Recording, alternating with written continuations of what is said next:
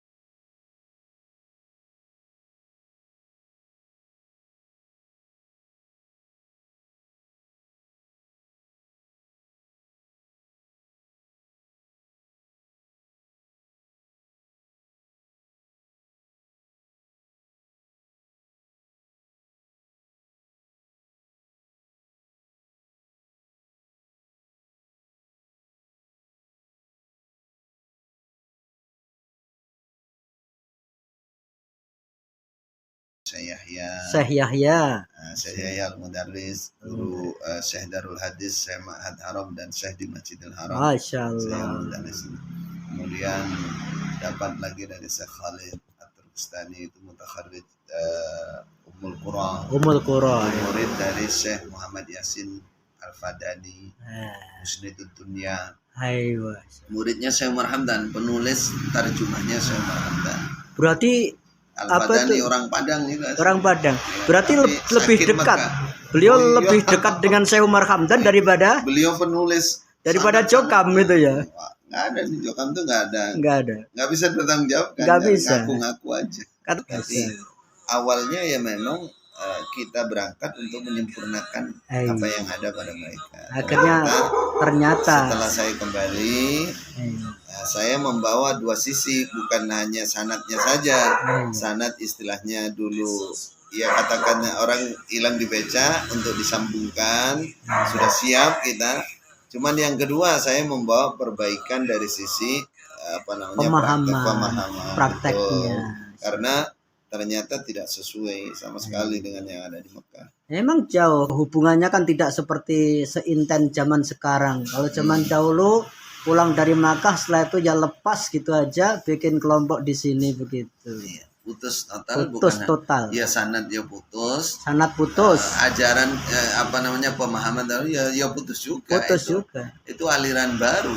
Nah itu kan jadi pemahaman baiatnya. Ya kalau hadisnya dari dulu ada. Tapi pemahaman dan prakteknya itu kan bukan ala gurunya, bukan. Kalau memang ala gurunya seharusnya gurunya yang dibaiat ya. Itu logikanya begitu. Atau teman-teman gurunya kan juga ada. Atau mungkin murid-muridnya yang senior begitu. Betul, seperti Kiai Bakir Al-Jogja itu senior. Senior itu. Jadi saya dengar dari sesepuhnya, keluarganya, ya putra-putranya, mantu-mantunya Kiai Nur Hasan ini juga bercerita dulu kalau ke Jakarta kemana sering mampir di Kiai Bakir Al-Jogjawi bawa beras. Bakir Al-Jogjawi, Kiai Bakir Al-Jogjawi. Ya, itu muridnya Syekh Umar Hamdan. Murid Syekh Umar Hamdan. Di riwayat hidupnya Syekh Umar Hamdan. Masyaallah. Ya, makanya yang saya cari itu katanya ini orang hebat, ini ada nggak catatan di sabetnya Syekh Umar Hamdan? Nggak ada. Ya Nur Hasan tuh nggak ada, catatannya nggak ada. Maafi Syekh. Jadi pemahamannya itu kayaknya pernah ketemu dengan itu loh, jamaahnya Wali Al-Fatah, Jamus Jamaatul Muslimin Wali Al-Fatah.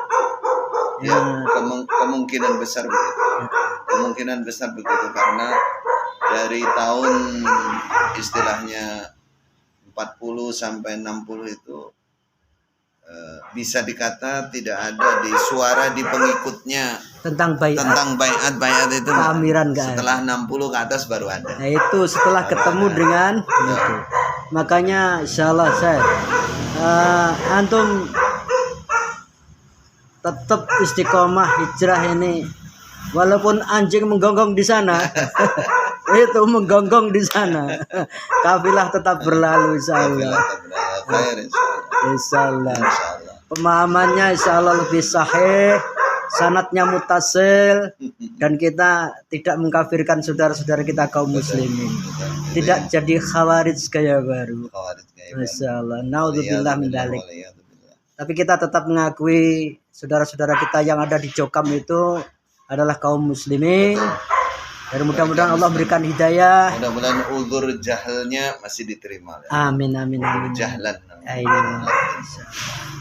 Ya kita doakan ya. Iya, amar ma'ruf, dakwah secara lahir kita terangkan mana kekeliruan mereka, lalu kita doakan semoga Allah membuka hati amin, mereka, amin, amin, dan mereka mau berjamaah dengan semua umat Islam sebagaimana pesan Rasulullah, talzamu jama'atal muslimin talzam jama'atal muslimin wa imamahum, bukan jama'atun minal muslimin. Bukan jama'atan minal muslimin, apalagi imam sebuah golongan, yaitu hanya ketua sebuah golongan gitu aja. Insyaallah. Barakallahu fikum insyaallah amin amin amin. Filah yang berbahagia, begitulah kisahnya. Dari mana Jokam Nur Hasan Jubaidah mendapatkan pemahaman baiat, bukan dari Syekh Umar Hamdan, akan tetapi dari Jamaatul Musliminnya Wali Al-Fatah, bahwasanya Nur Hasan Jubaidah itu pernah baiat di hadapan beliau Wali Al-Fatah.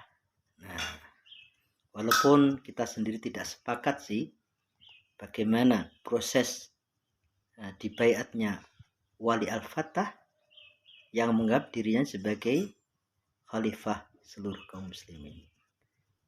Karena dia dipilih hanya dari kelompok kecil saja, dari jamaah minal muslimin, dari murid-muridnya, yang kemudian itu ternyata diduplikasi juga oleh Nur Hasan Jubaidah yang menyempal dari jamaahnya wali al-fatah. Nah, khawati fillah, pesan Rasulullah SAW, talzam jamaatul muslimin wa imamahum. Komitmenlah terhadap jamaah kaum muslimin seluruhnya, bukan sebagian dari kaum muslimin. Imamahum, dan imam mereka, bukan imam satu kelompok kecil. Ya, mudah-mudahan Allah SWT memberikan pencerahan kepada kita, mengumpulkan kita bersaudara dalam Islam, ikhlas karena Allah SWT. Kemudian Allah memberikan berkahnya pada kita dunia dan akhirat. Amin ya rabbal alamin.